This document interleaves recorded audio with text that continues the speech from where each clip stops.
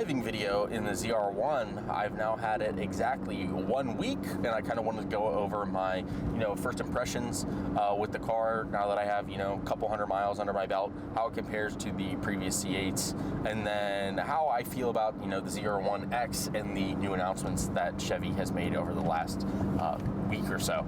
So first off, this car is phenomenal. It drives phenomenal. It is just as responsive as all the other Corvettes, if not more so.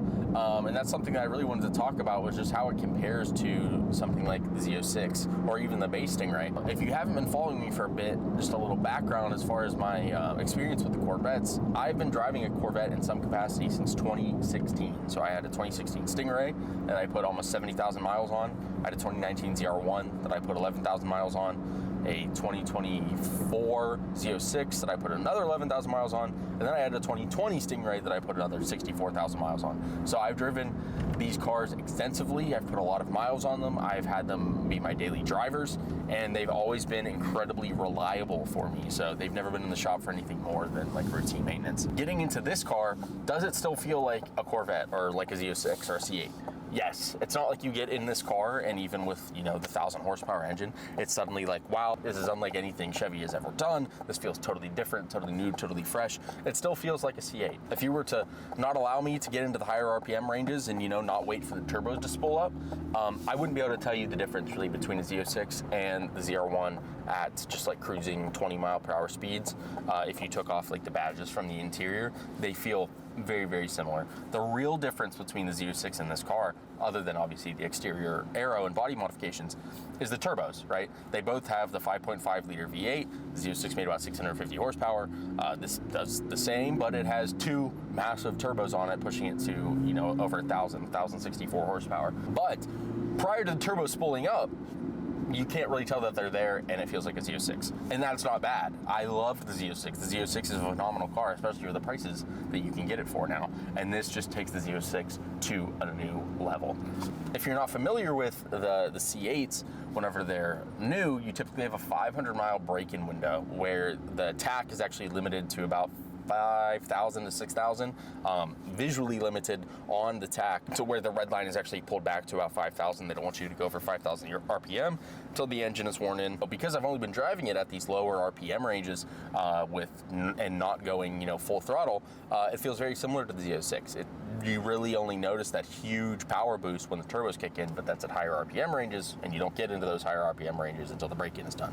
So there'll be more videos to come with it being put on like the dyno and pools and seeing really where that power kicks in. But the few times that I have punched it a little bit just to see what it can do, you feel the turbos and you feel them hard. So the Z06 really slammed you up until the third gear range. A couple of my buddies that have them said after third gear kind of wimps out. This one keeps going.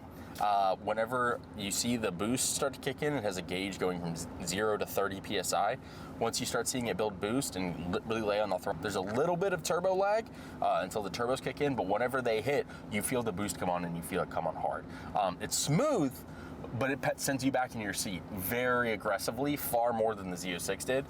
So I'm really eager to see, what this thing is like driving once it's fully broken in. I'm sure it's going to be a crazy experience, but the car drives phenomenal, just as the C8s have. It is not a complaint that it feels very similar to the other C8s and Z06. That is a huge compliment, because those have always been tremendous cars for me. Chevy has, seldom put out a bad Corvette in, the last 10 years, and I've loved them all very much, and this one is no different.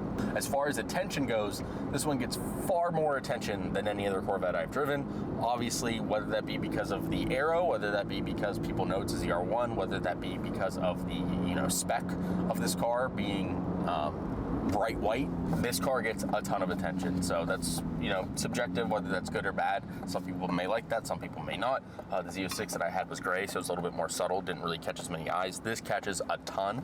I had the opportunity to drive in Aventador for a number of years, and that car got a ton of attention, but this one definitely gets far more. And a big thing that I wanted to comment on this car is its comfortability. So like the Aventador, I think Salamandra in one of his that he had, that it was the only car that he couldn't wait to drive, but he also couldn't wait to get out of. This car is not that way. Chevy has somehow managed to make a 1,000 horsepower vehicle that you can still drive every single day and is still super comfortable. And that's super commendable. This obviously isn't the most utilitarian vehicle. It's not one that you could haul a lot of groceries in or a lot of people or get great gas mileage, but that's not necessarily why you're buying this car. But it is a car you can 100% drive every day to the gym, to work, to wherever you need to go without hauling things and still have a comfortable driving car, especially with the mag ride and the configurable driving modes. It goes from a softer to a more stiff ride depending on what you want. The steering response goes from, again, softer to stiffer depending on what you want. It's super comfortable and 100% a car you can drive every day. So that is awesome. I've truly been blown away with this car so far and how they've managed to make it feel so responsive and fast, yet comfortable, and a car that you can seemingly drive every day. That has been awesome. But now with the ZR1, even only being out for like a week, it's already been one-upped by the ZR1X. So as a ZR1 owner, how do I feel about the ZR1X being announced and this car being, you know, outdated already? I don't really care, to be honest. I knew the ZR1X or ZR1E or whatever they were going to call it, the electric variant was coming, and I was more than happy to purchase this vehicle. So this vehicle's starting MSRP before any options is $178,000, and then as spec'd, this one is $213,000. I have no doubt in my mind that the ZR1X is going to start at an MSRP of $200,000 to $210,000. So if you look at, you know, another $30,000 worth of options like this one has, you're looking at, you know, $235,000, $240,000, and then you look at the inevitable markups that are going to be sold, at least for an early car.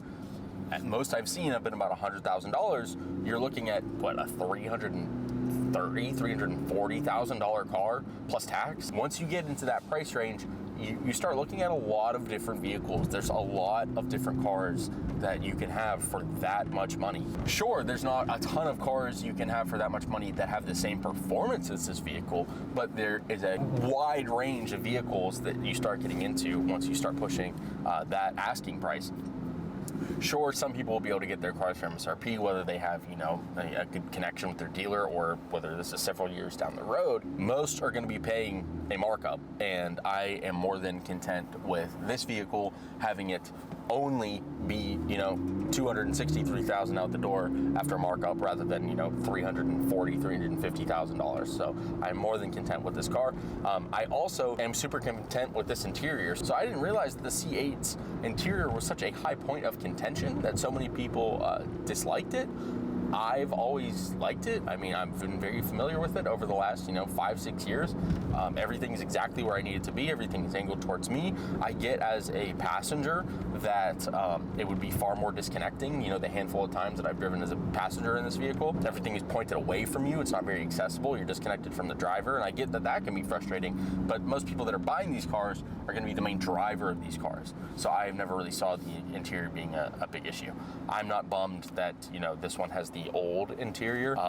That actually makes this car even more rare than the ZR1X or 2026 ZR1s will be.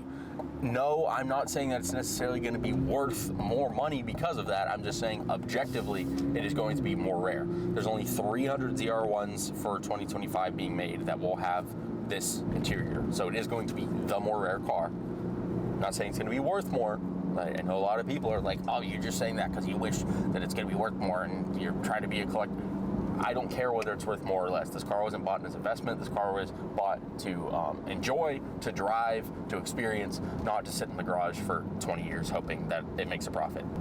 That's just my opinion. But this car will be, you know, more rare numbers-wise. Less of these will be produced. But overall, after the first week of ownership, is everything that I expected it would be. I had no doubts that I was going to be impressed with this car as I was, you know, the Z06 and the Stingray. Chevy has not put out a bad Corvette in a long time, in my opinion.